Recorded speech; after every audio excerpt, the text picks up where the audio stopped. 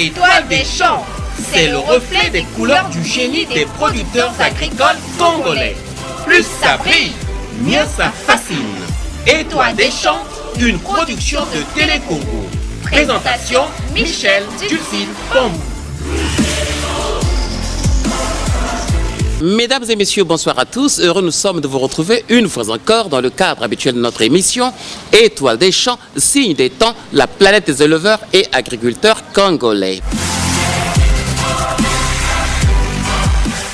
Aujourd'hui, nous allons vous parler de l'aliment de bétail. Et à l'occasion, une rencontre a eu lieu le 19 janvier 2017 dernier sous le parrainage de Madame Sylvie Pella, directrice de l'agence Brazzaville de la minoterie du Congo SA. Et bien, c'était à la chambre de commerce de Brazzaville et donc une occasion qui a pu mettre face à face les nutritionnistes spécialistes de l'aliment de bétail et les producteurs agricoles, notamment engagés dans l'élevage avicole et la production porcine. Invité donc les deux spécialistes qui ont évoqué la question de l'aliment de bétail en s'adressant aux producteurs agricoles, ils ont retenu notre attention et nous les avons rattrapés à la fin de la communication qu'ils ont eue avec les producteurs agricoles. Il s'agit notamment de Anissé Lokenyo et de Vincent Teke. Voilà, qui est spécialiste là-bas à Minoko de l'aliment de bétail car il est nutritionniste de profession.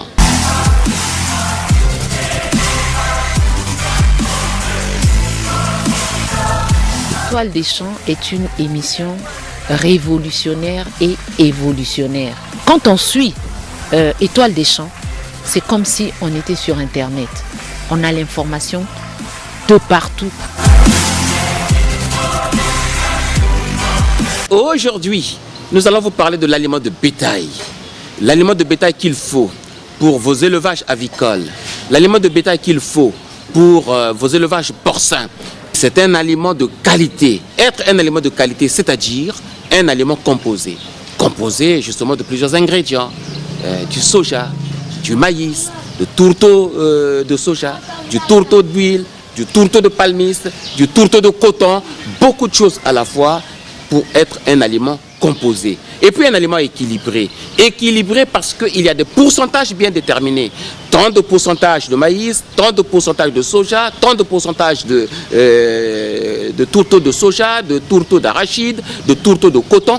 Les pourcentages doivent être bien déterminés et il faut les respecter pour parvenir à la fabrication de l'aliment de bétail. Voyez. Et aussi un aliment complet. C'est-à-dire que s'il faut à la fois l'aliment, le maïs, le soja, le tourteau de coton, le tourteau d'arachide, le tourteau de palmiste, le tourteau de coton, il ne faut pas qu'un seul élément manque. Si un seul élément manque, ça ne devient plus un aliment complet, alors là il y a problème.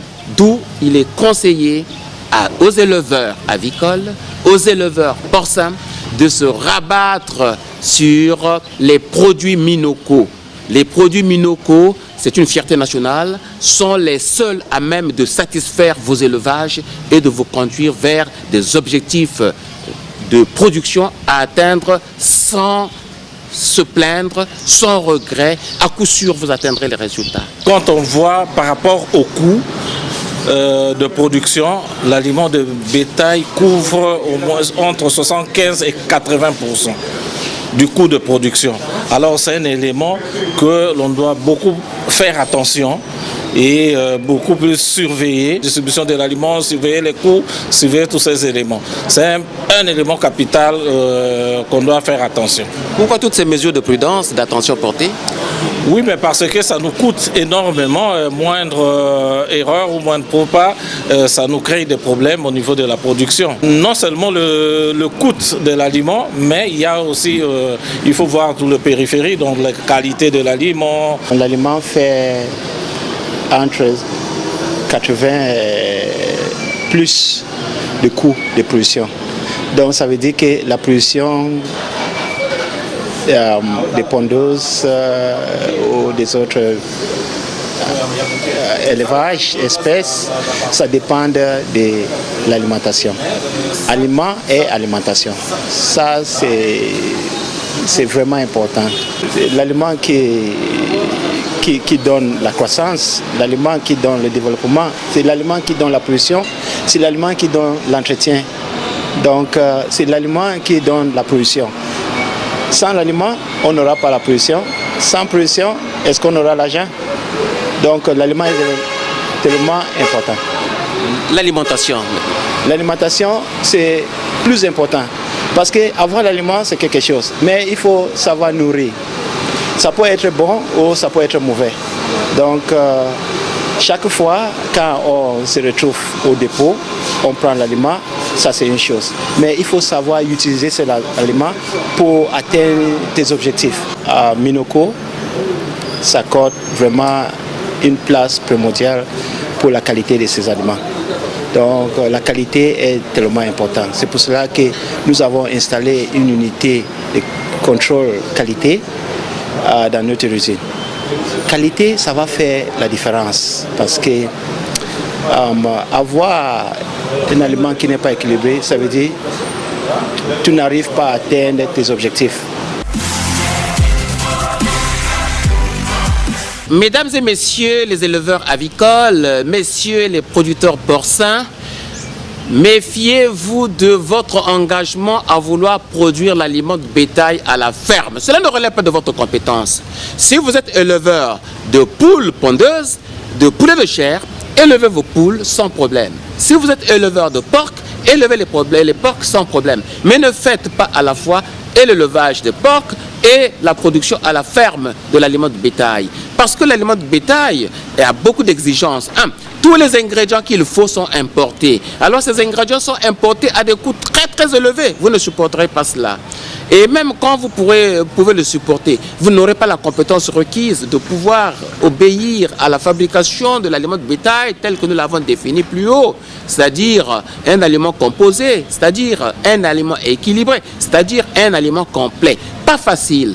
Donc, laissez à la minoterie de Minoko vous produire l'aliment de qualité. Elle est de qualité imbattable, de qualité incomparable. Et vous allez vous en référer pour élever vos oiseaux, pour élever votre volaille, pour élever vos porcs dans des conditions requises et vous attendre à des objectifs de production rationnels que vous atteindrez sans trop de problèmes. On n'interdit pas de produire l'aliment à la ferme. Mais est-il que s'il y a déjà quelqu'un qui produit l'aliment, s'il y a une production sur place, mieux vaut acheter l'aliment que de produire à la ferme parce que c'est une autre activité à part entière. Vous allez encore investir, vous investissez dans la production des porcs ou des poules pondeuses, mais il faut investir encore dans l'unité de fabrication d'aliments. Ça fait beaucoup d'argent et aussi, des fois, on n'a pas la technicité qu'il faut pour fabriquer cet aliment. On peut maîtriser l'élevage, mais on ne maîtrise pas la fabrication d'aliments. La fabrication, d'abord, c'est une science. Donc, c'est pas pour n'importe qui. C'est pas pour les gens qui sont dans les quartiers qui mélangent. Ça peut être un aliment ou ça peut être un ingrédient qu'on a concocté. Donc, un aliment complet, équilibré, ça veut dire, ça doit constitue ou ça regorge de l'aspect macro, l'aspect micro et quelques liquides, ça dépend. Donc il faut des grandes matières premières comme par exemple le maïs et le soja et peut-être l'huile de palme et le soja comme je disais tantôt, mais aussi ce qui fait l'aliment vraiment complet, c'est les additifs, c'est les prémix. Un aliment, une combinaison de grandes matières premières, maïs, tout ça, sans des prémix ou des additifs, c'est un ingrédient, ce n'est pas un aliment. Donc, soit un aliment ou un ingrédient. Donc, un aliment composé, ça doit composer des grandes matières, des micro-matières et des liquides, dépendamment des cas. Vous avez essayé de chercher à comprendre pourquoi les éleveurs produisent des aliments de bétail à la ferme. Bon, ils produisent à la ferme tout simplement parce qu'il n'y a pas une production, il n'y a pas une usine qui produit l'aliment localement. Donc il n'y a pas une... peut y avoir des usines, mais en grande quantité et en continu, et un aliment sûr aussi, un aliment qui peut garantir à l'éleveur pour mieux faire son activité. En ce moment-là, vous comprenez les éleveurs? Oui, on le comprend, mais je dis, le jour où il y aura une production locale, mieux vaut s'adresser à cette production, mais tout en surveillant si on a un aliment de qualité ou pas. Bon, dans certains arguments développés, les éleveurs fabriquent à la ferme l'aliment de bétail pour lutter contre le coût élevé de production de l'aliment de bétail. C'est pour maximiser le profit en minimisant le coût de production. Voilà, c'est pour ça qu'ils fabriquent l'aliment à la ferme. Non, ça c'est faux. Tout est importé ici. Alors, comment ils arrivent à obtenir un coût moins élevé avec le coût des ingrédients qui rentrent là-dedans? Donc peut-être en réduisant peut-être d'autres charges comme le personnel et consorts, mais est-il que c'est souvent dans les mêmes proportions?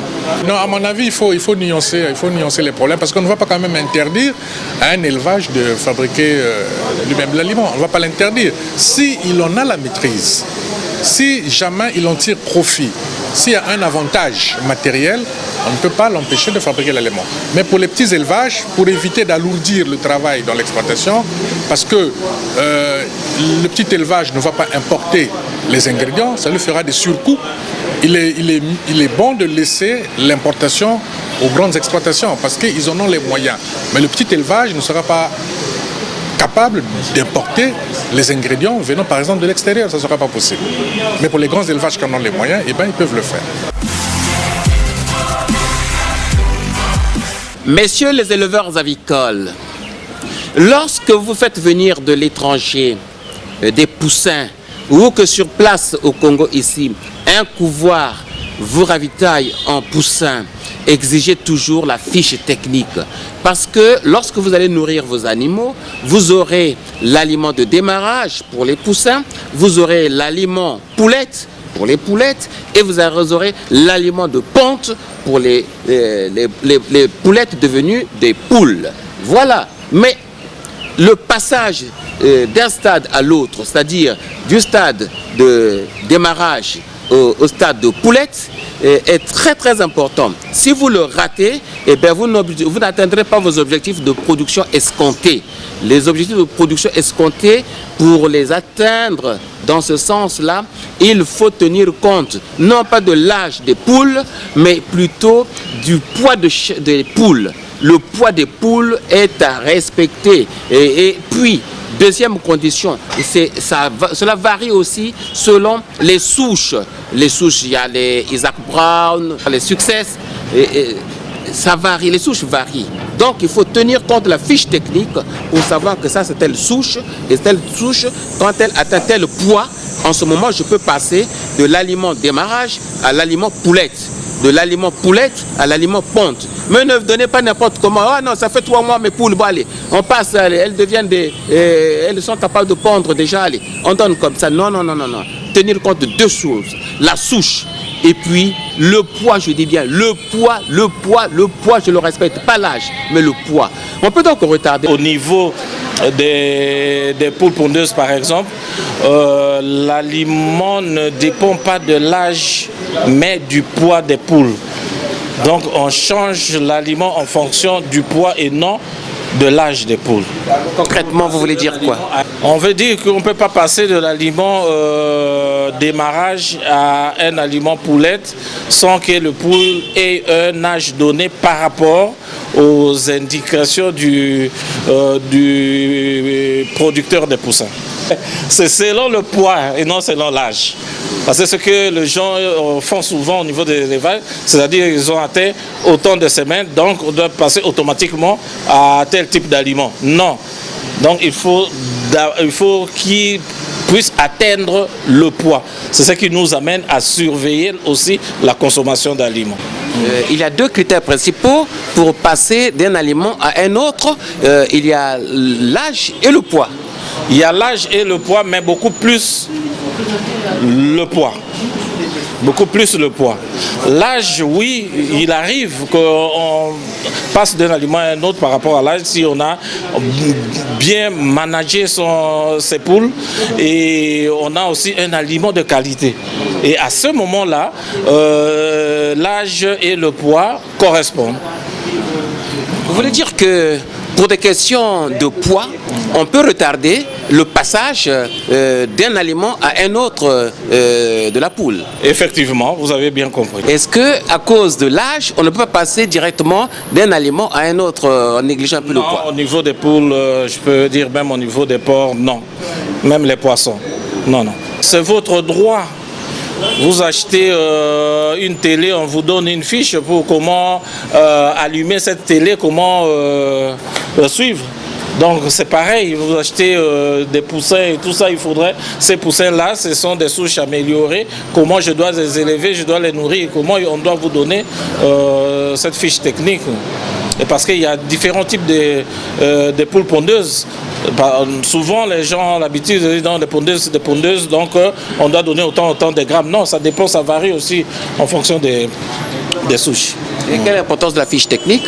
Oui, mais c'est ça son importance, c'est avoir toutes ces informations par rapport à la souche que vous avez achetée. Donc je voulais dire une chose aux éleveurs.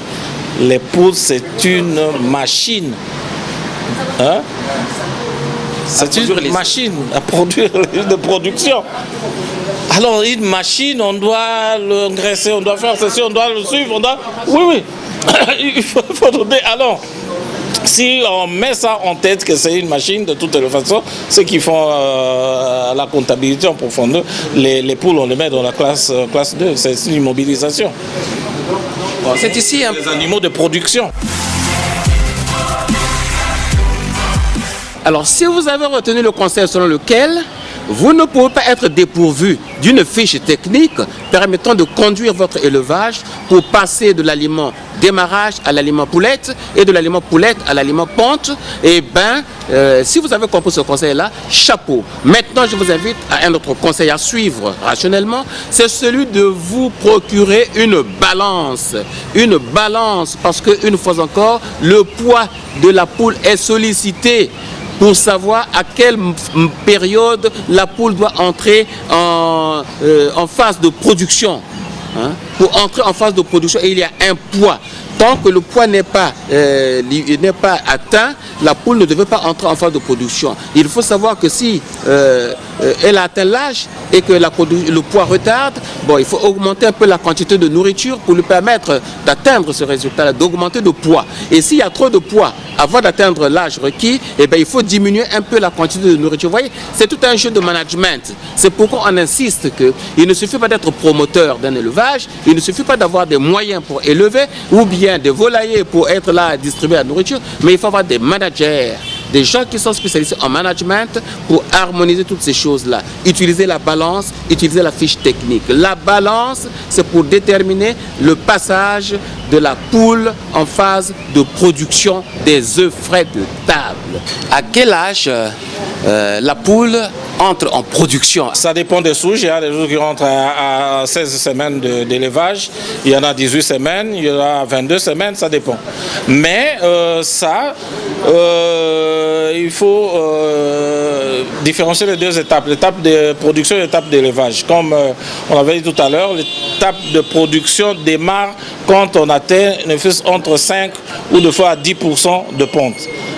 Là, on laisse de prépondre, on rentre à l'étape de production. Alors, cette étape-là dépend de comment vous aviez managé l'étape de l'élevage. Il y a des souches où on vous dit, à 19 semaines par exemple, nous démarre la pente. Réellement pas la pré-pente, mais on démarre vraiment la pente commerciale à 19 semaines. Mais si vous aviez mal managé ces poules, vous pouvez arriver à la 22e ou 23e, 24e semaine pour avoir cette pente-là de 5% ou de 10%. Mais quand vous managez bien, vous attendez la pente à combien de semaines normalement? Non, c'est ce que je viens de vous dire tout à l'heure, ça dépend des souches. Il y en a à 16 semaines, il y en a à 19 semaines, il y en a à 22 semaines. Ça dépend. Ce n'est pas carré. Est-ce qu'à 4 mois, une poule peut déjà connaître ce qu'on appelle la pré-ponte. Oui, 4 mois, ça fait 16 semaines. Vous avez des souches comme Isa ou Isa Brand qui démarrent à 16 semaines, vous avez déjà les premiers œufs. C'est une ponte précoce à éviter. Non, ça c'est pas une ponte précoce. Ce n'est pas une ponte précoce. On a parlé tout à l'heure de problème de poids. Si cette poule atteint le poids de ponte, donc il commence à pondre. C'est tout, ce n'est pas une ponte précoce. Une ponte précoce, c'est une poule qui n'a pas atteint le poids de ponte et il a commencé à pondre. Et c'est là qu'on aura des problèmes de prolapse. Est-ce que le poids de ponte raisonnable ne dépend pas aussi de l'âge de la poule? Il y a l'âge et le poids. Ponte précoce, c'est-à-dire on n'a pas atteint 16 semaines ou 17 semaines, la poule prend le poids atteint 1,5 kg ou 1,6 kg à 13 semaines ou 14 semaines. Ça, il y a un grand danger parce que ce sont des poules qui ne vont pas aller jusqu'à la fin de la production, qui vont arrêter la production à un moment donné. Et là, c'est des pertes pour l'exploitant. Et donc, vous encouragez la production dès le 4e mois de la poule, hein? Oui, mais il faut surveiller le poids. Il faut peser à tout moment. Il faut avoir un pesant à la ferme. Et toutes les semaines, peser les poules. Vérifier le poids.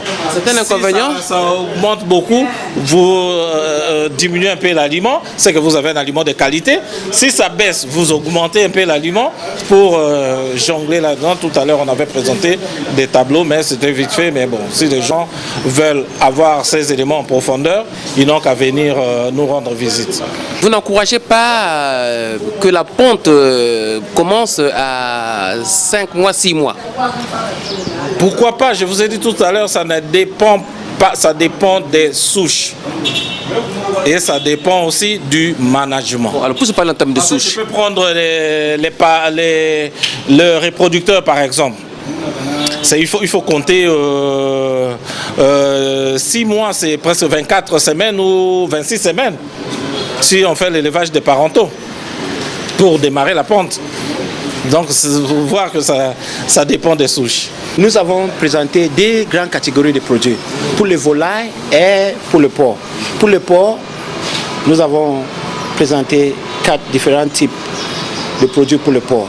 Pour le porcelet, pour les croissances, pour la truie et le verra, dont les reproducteurs, et pour les finissants. Pour les volailles, 6 types de produits.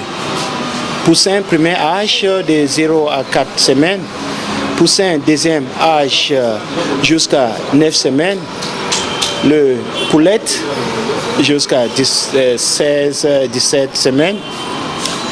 Et le préponte entre le 17 et 22 semaines. Le pondeuse 1 jusqu'à 52 semaines. Et plus de 52 semaines, pondeuse 2. Oui, c'est ça, grosso modo. C'est les deux grands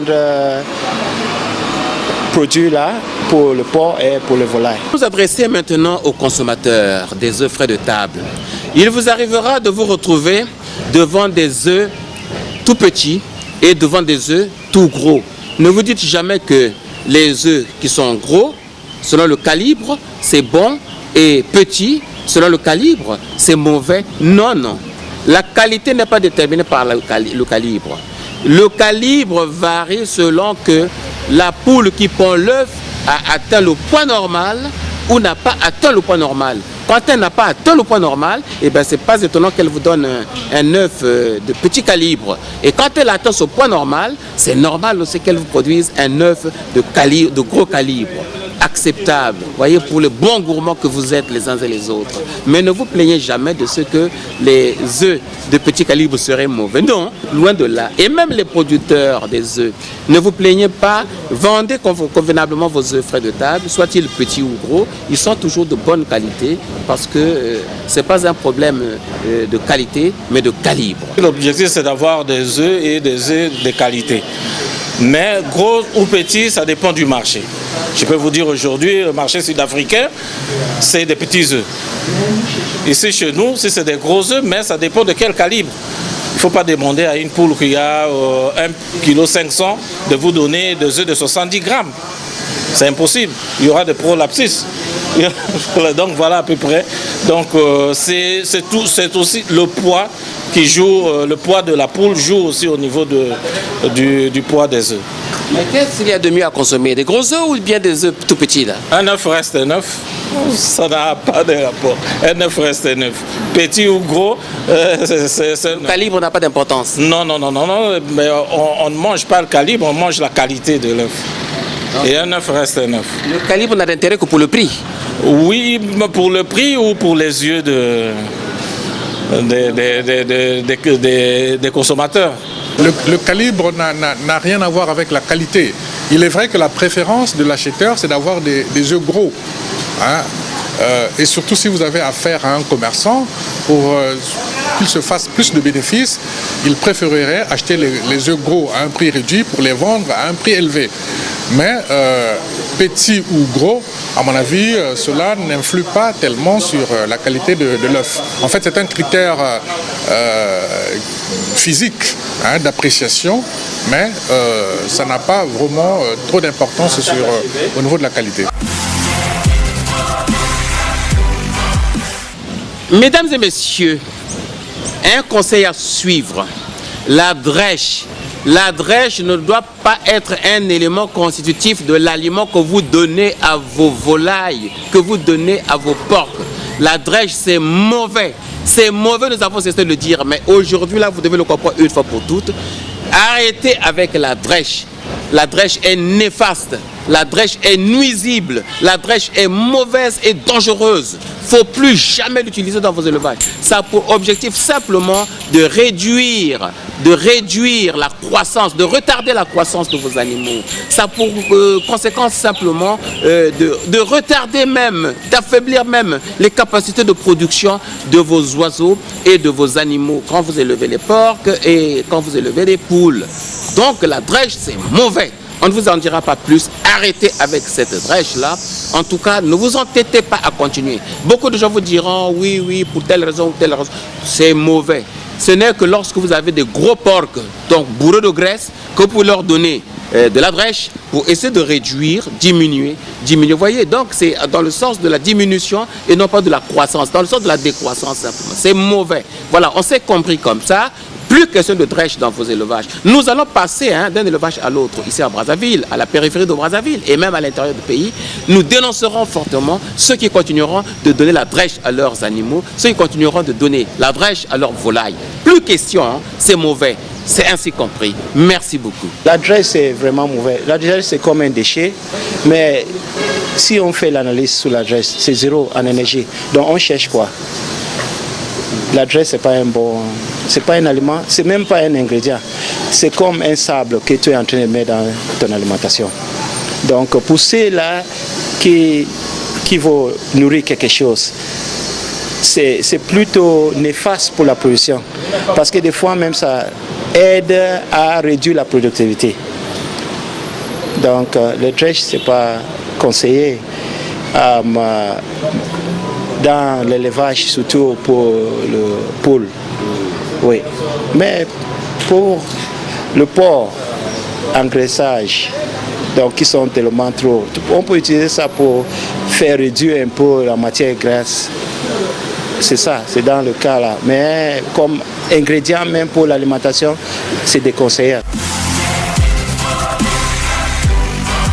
Maintenant que nous nous sommes compris que la drèche, c'est pas bon, et que l'aliment de bétail, vous ne devez pas le fabriquer à la ferme, vous n'avez pas la compétence, alors tous, direction Minoko, nous allons nous y référer pour obtenir l'aliment de qualité. Au Congo, il n'y a que l'aliment de Minoko qui est de qualité, c'est-à-dire composé, équilibré et complet. Le reste, que quelqu'un vous dise que voilà, il y a un élément complet ici, à Kossi. Encourager tous les producteurs, tous les éleveurs d'acheter l'aliment Minoko parce que ce sont des aliments là qui sont bien pour les différents âges des poules et ça donne de bons résultats, donne vraiment de meilleurs résultats. Pas de problème de rupture parce que nous sommes venus ici pour installer et on est là pour servir la population des éleveurs et nous sommes vraiment engagés et il n'y aura pas de problème de rupture. Je pense qu'il a été très pertinent dans les réponses qu'il a données. Un des problèmes dans nos élevages, c'est le sempiternel problème d'aliments de bétail. Donc, quand il y a des opérateurs qui s'installent, qui produisent de l'aliment de bétail, je pense que c'est un soulagement pour les éleveurs. Nous avons, il y a déjà plusieurs unités qui se sont installées et je pense que ça va soulager nos élevages, nos éleveurs. Minoko a annoncé que on ne connaîtra pas de rupture d'aliments de bétail sur le marché et que l'aliment que nous mettons sur le marché est un aliment de qualité supérieure. Et il vient de faire la démonstration au cours de la conférence. Et quel message, quelle recommandation vous faites aux populations donc, par rapport à ce produit Minoko? Bon, je n'ai pas de commentaire à faire sur le produit Minoko. Parce que ce que je peux dire, c'est encourager ceux qui s'installent, ceux qui optent pour la production d'aliments de bétail. Maintenant, le reste, on verra sur le terrain. C'est encourageant, à mon avis, que des fabriques d'aliments s'installent. Le problème, c'est maîtriser les circuits d'approvisionnement en ingrédients, c'est arriver aussi à baisser les prix des aliments pour permettre aux élevages d'être plus compétitifs.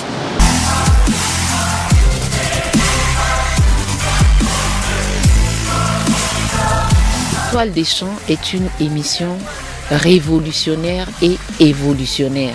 Quand on suit Étoile des champs, c'est comme si on était sur Internet. On a l'information de partout. Notre dossier sur Minoko est pratiquement terminé. Merci beaucoup à Madame Sylvie Pella qui nous a donné l'opportunité de nous retrouver dans cette salle-là, suivre cette conférence-là qui regroupait d'un côté les producteurs des œufs frais de table, et les éleveurs de poulets de chair et les éleveurs porcins, et de l'autre, les techniciens spécialistes en matière de production de l'aliment de bétail. Merci beaucoup. Maintenant, pour le reste du temps qui nous est imparti, les producteurs des œufs frais de table lancent un appel de secours à l'État, au gouvernement, pour leur venir très vite à la rescousse pour le sauvetage de l'action. Sinon, c'est le péril en la demeure. Voyez-vous, il faut subventionner l'agriculture congolaise. L'importation des poussins, c'est pas facile.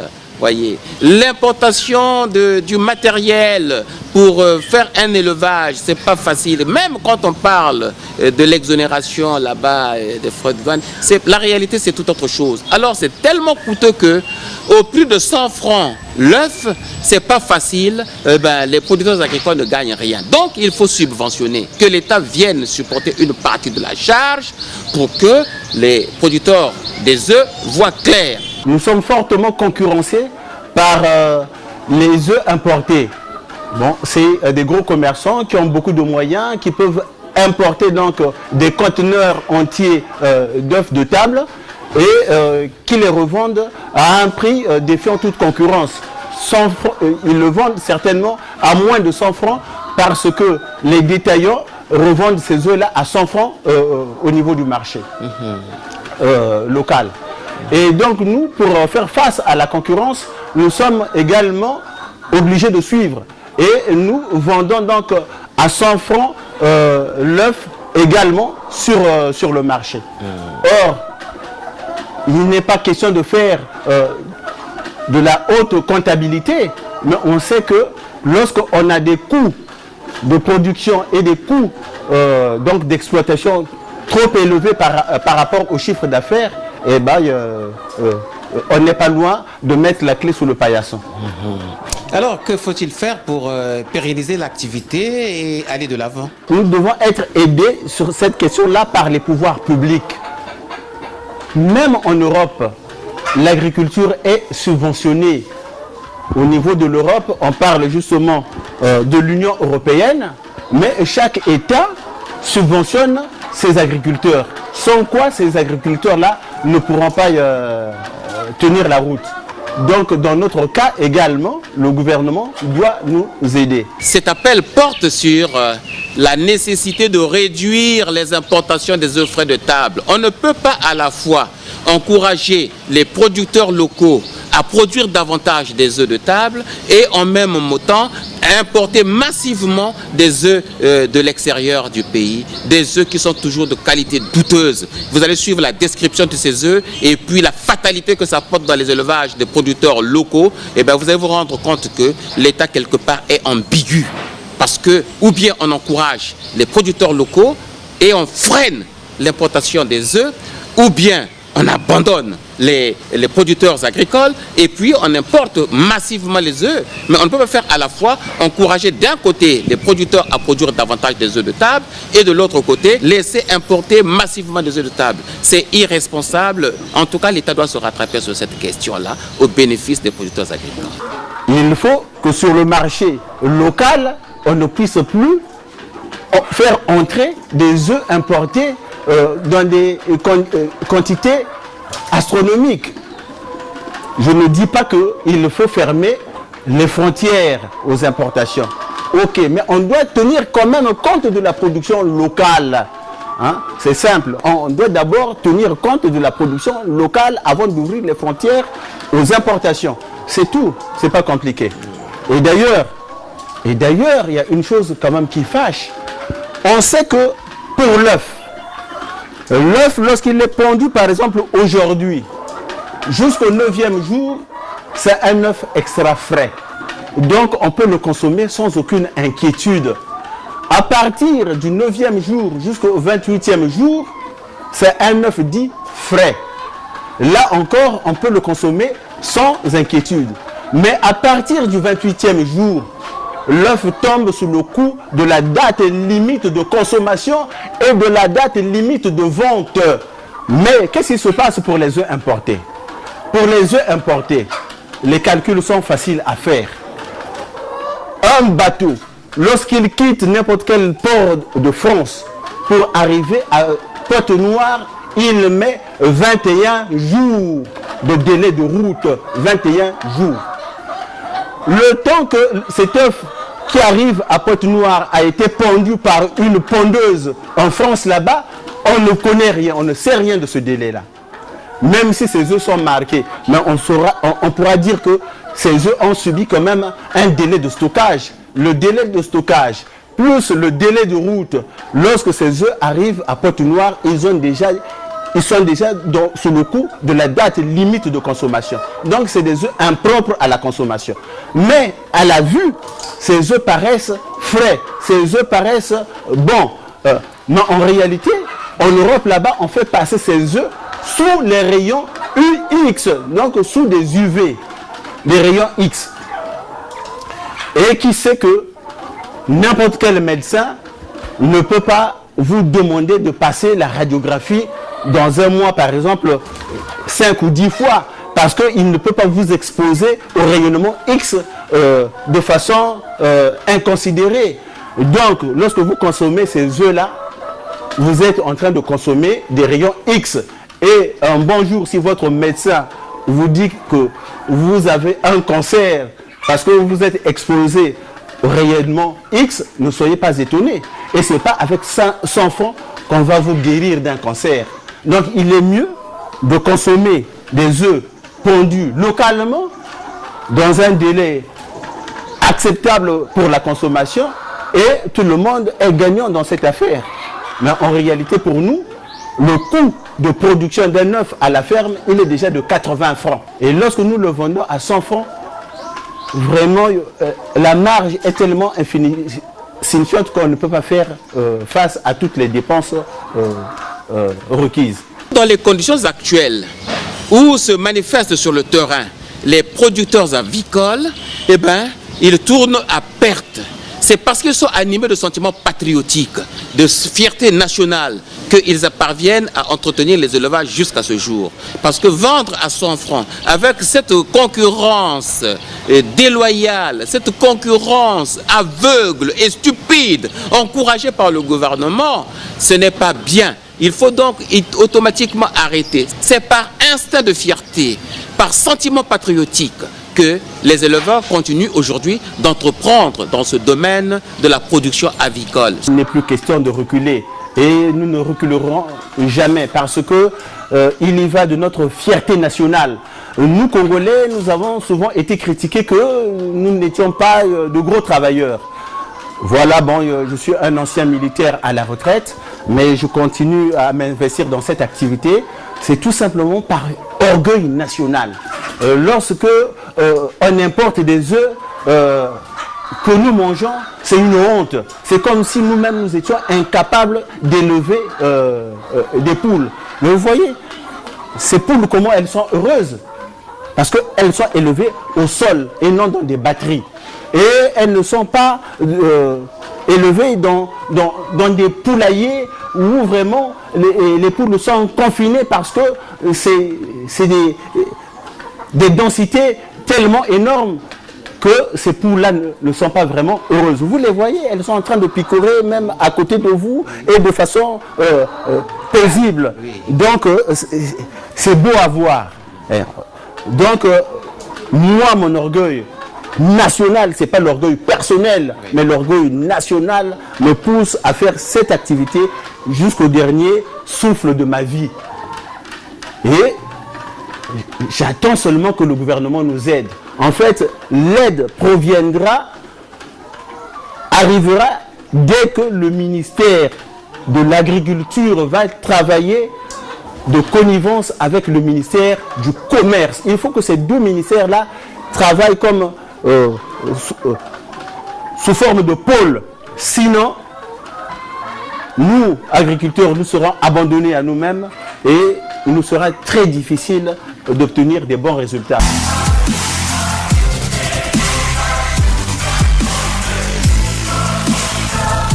Étoile des champs est une émission révolutionnaire et évolutionnaire. Quand on suit Étoile des champs, c'est comme si on était sur Internet. On a l'information de partout. Donc, mesdames et messieurs, Étoile des champs, signe des temps, la planète des éleveurs et agriculteurs congolais, notre émission est arrivée pratiquement à son terme. Vous avez bien aimé tous les conseils pratiques sur l'aliment de bétail. Arrêtez avec les fabrications farfelues dans vos fermes de l'aliment de bétail. Arrêtez ça. Ça ne peut pas vous amener à l'objectif de production ciblée.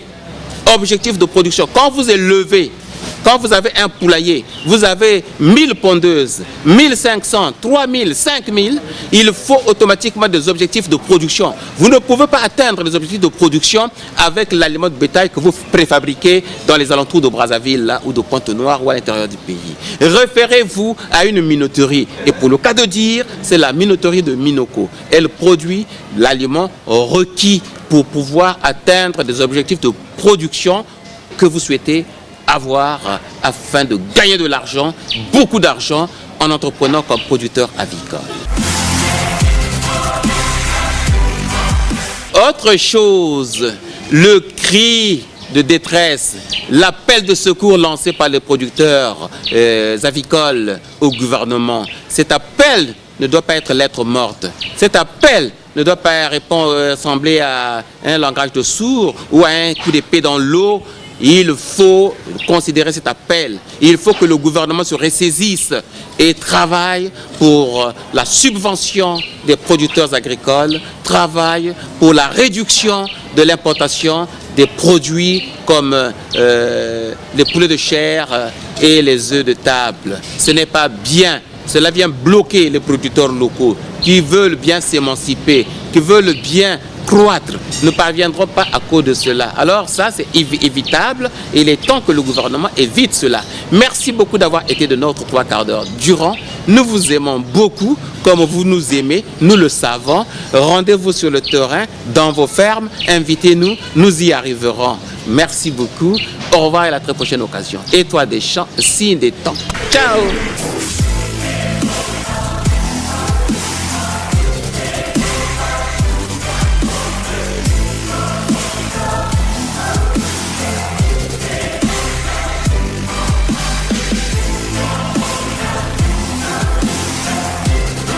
Étoile des champs, c'est le reflet des couleurs du génie des producteurs agricoles congolais. Plus ça brille, mieux ça fascine. Étoile des champs, une production de Télé Congo. Présentation Michel Dulcine Pambou.